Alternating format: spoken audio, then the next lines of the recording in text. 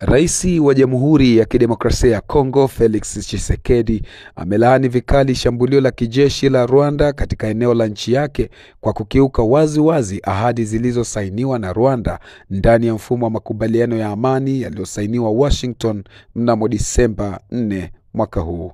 Akizungumza jana katika kikao cha baraza la mawaziri mjini Kinshasa, Rais Tshisekedi alichukua msimamo mkali ili kuchunguza hali mbaya ya usalama mashariki mwa nchi hiyo.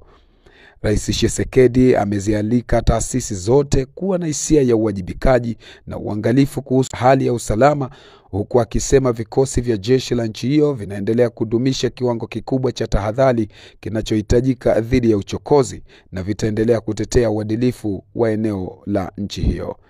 Rais Tshisekedi amesema mkutano wa mashirika mbalimbali na Baraza Kuu la Ulinzi lilopanuliwa utaitishwa hivi karibuni ili kujadili hali ya kuzorota kwa usalama mashariki mwa Kongo DR. Ripoti zinaonyesha kwamba kundi la waasi la M23 linaloungwa mkono na Rwanda limeanzisha shambulio kubwa zaidi katika jimbo la Kivu Kusini na kuteka mji wa kimkakati wa Uvira, na inaripotiwa kuwaua zaidi ya raia 400. Mapigano hayo yamewahamisha watu zaidi ya 200,000 na kukata misaada ya kibinadamu kwa maelfu na kusababisha dharura iliyoshuhudia raia wengi wakiendelea kuvuka mipaka hadi nchi jirani za Burundi na Tanzania.